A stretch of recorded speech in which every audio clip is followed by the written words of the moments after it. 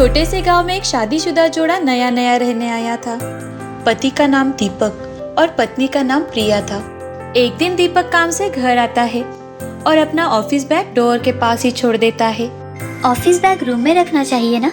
अच्छा ठीक है, अभी रख देता हूँ।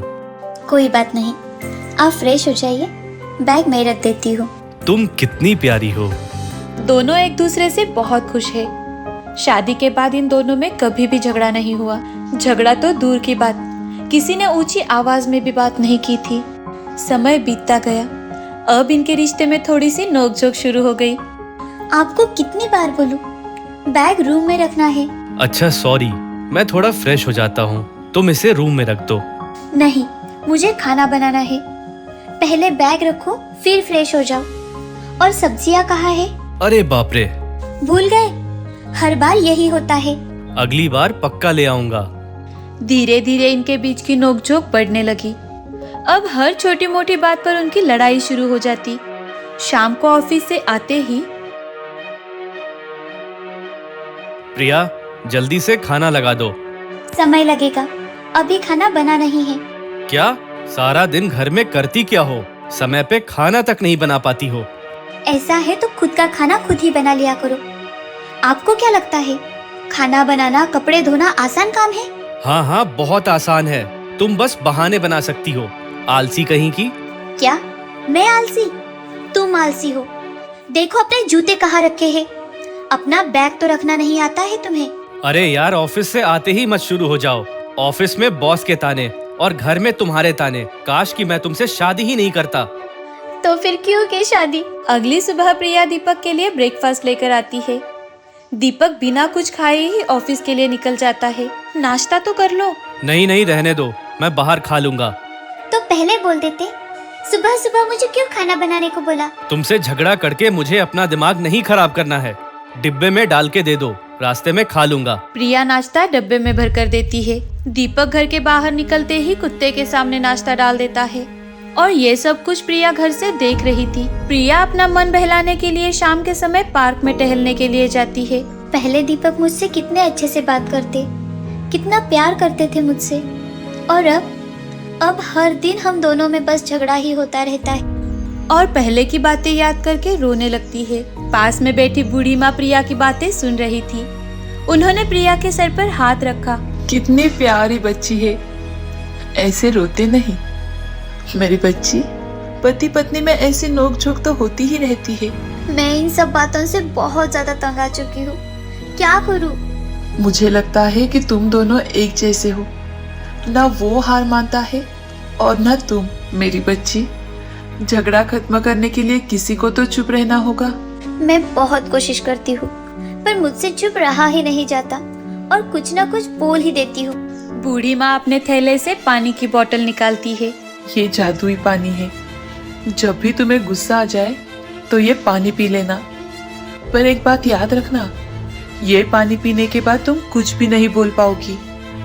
प्रिया वो पानी की बोतल लेकर घर चली जाती है।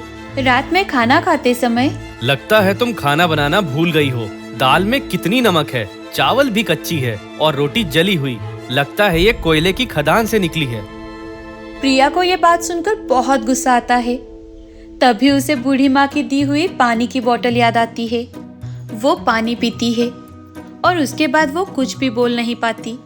दीपक बोलते बोलते रुक जाता है और चुपचाप खाना खाने लगता है।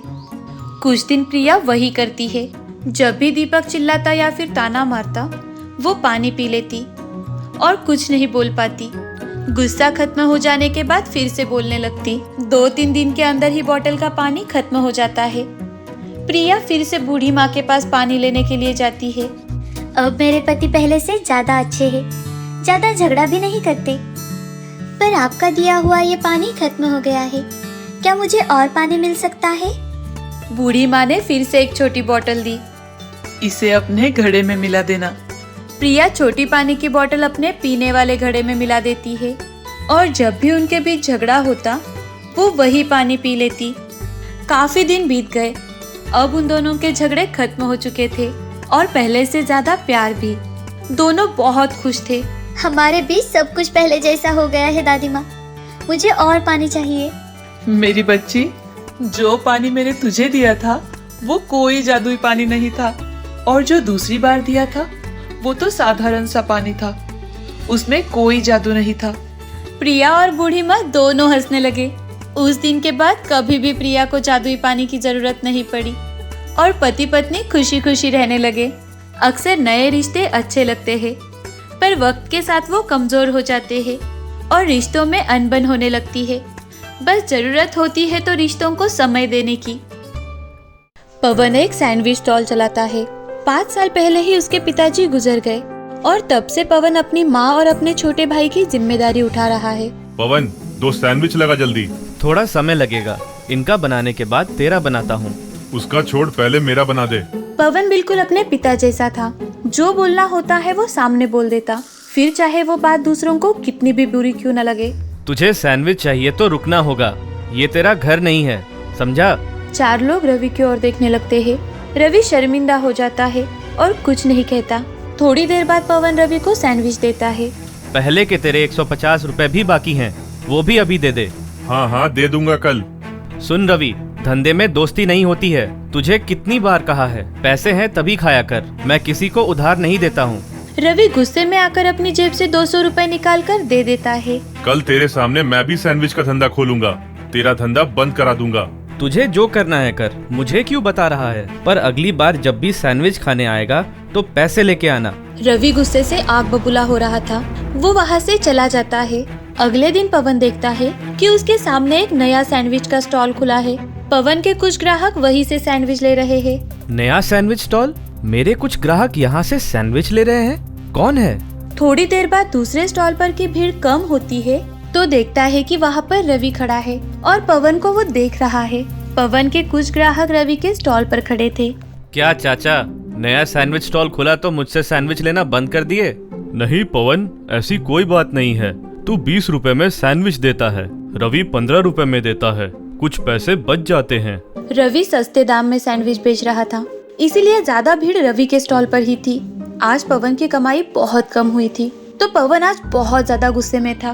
मुझसे बदला लेने के लिए बस इसने सैंडविच स्टॉल खोला है। पवन घर पहुंचकर पूरा का पूरा गुस्सा अपने छोटे भाई पर निकाल देता है। तू अच्छे से पढ़ाई करके बड़ा आदमी बने, इसीलिए धूप में खड़े होके सैंडविच बेचता हूँ, और तू न पढ़ाई करता है न होमवर्क करता है। मैं नहीं चाहता कि तू मेरे तरह सैंडविच बेचे। ध्रुव चुपचाप अपने कमरे में जाकर पढ़ाई करने लगता है। पवन का गुस्सा देखकर माँ कहती है, क्या हुआ बेटा? बिना बात बेचारे ध्रुव पर क्यों चिल्ला रहा था? ये देखो आज की कमाई। इतना कम कैसे? रवि ने नया सैंडविच का स्टॉल खोला है, वो सस्ते में सैंडविच बेच रहा है। मेरे सारे ग्राहक उससे सैंडविच लेने जा रहे हैं। बेटा, धंधे में ऐसा होता ही रहता है। रवि आज कमा रहा है तो कल तू कमाएगा, अब खाना खा ले। धीरे धीरे पवन के सारे ग्राहक रवि के पास ही चले जाते हैं। मेरे से पंगा लेने चला था। 2 दिन, बस 2 दिन के अंदर किसी का सैंडविच स्टॉल बंद हो जाएगा। इसकी तो ऐसी की तैसी। मुझे एक बात नहीं समझ आ रही है, ये रवि का बच्चा 15 रुपए में सैंडविच बेच कैसे रहा है? इतना सस्ता, कुछ तो गड़बड़ है। अगले दिन सुबह पवन ब्रेड लेने के लिए दुकान पर जाता है तो वहाँ पर रवि पहले से ही खड़ा होता है। रवि जल्दी से पैसे देकर ब्रेड खरीदकर वहाँ से चला जाता है। क्या भाई, रवि तेरा घर वाला लगता है जो उसे सस्ते दाम पे ब्रेड दे रहा है और मुझे महंगे दाम पे, ऐसा क्यों? अरे नहीं नहीं भाई, बात कुछ ऐसी है कि तुम हमेशा ताज़ा ब्रेड लेते हो और रवि हमेशा बासी ब्रेड लेता है, इसीलिए रवि को सस्ते दाम पे ब्रेड देते हैं। तुम भी लो बासी ब्रेड, तुम्हें तो और सस्ते में दे देंगे। अरे नहीं नहीं भाई, मुझे ताज़ा ब्रेड ही दो। अब देखते हैं किसका सैंडविच स्टॉल बंद होता है। गांव के कुछ बड़े लोग रवि के सैंडविच स्टॉल पर सैंडविच खाने के लिए आते हैं कि तभी दूसरी ओर से पवन आवाज लगाता है, अरे साहब, यहाँ से सैंडविच मत खाओ, आपका इतना अच्छा शरीर है, बासी ब्रेड का सैंडविच शरीर के लिए हानिकारक है। पवन, तू झूठ तो नहीं कह रहा है ना? नहीं साहब, मैं कभी झूठ नहीं बोलता हूँ, एक बार मेरा सैंडविच खा के तो देखो। साहब पवन का सैंडविच खाकर देखते हैं। उन्हें दोनों सैंडविच का स्वाद अलग अलग लगता है तो साहब ने रवि को बुलाया। रवि, तू बासी ब्रेड का सैंडविच बनाता है? अरे अरे नहीं साहब, ये पवन तो मुझसे जलता है, इसीलिए झूठ बोल रहा है। साहब, जहाँ से रवि ब्रेड लाता है उससे पूछ लो, दूध का दूध और पानी का पानी हो जाएगा। साहब अपने 2 बॉडीगार्ड को ब्रेड वाले के पास भेजते हैं। थोड़ी ही देर बाद बॉडीगार्ड ब्रेड वाले को लेकर आता है। हाँ साहब, रवि मुझसे बासी ब्रेड लेता है। ये सुनकर साहब का गुस्सा बढ़ गया। उसने अपने बॉडीगार्ड को इशारा किया और साहब के दोनों बॉडीगार्ड ने मिलकर रवि की जमकर पिटाई की। साथ ही रवि का स्टॉल भी तोड़ दिया। आइंदा अगर तूने कोई भी स्टॉल खोला तो मुझसे बुरा कोई नहीं होगा, समझा ना? रवि पैसे बचाने के लिए सस्ता ब्रेड यूज करता था, लेकिन उसका लालच उसी पर भारी पड़ा। एक बार फिर से गांव में पवन का ही सैंडविच बिकने लगा। पवन ईमानदार था, उसके साथ सब अच्छा हुआ। वही रवि लालची था, तो उसकी नैया डूब गई।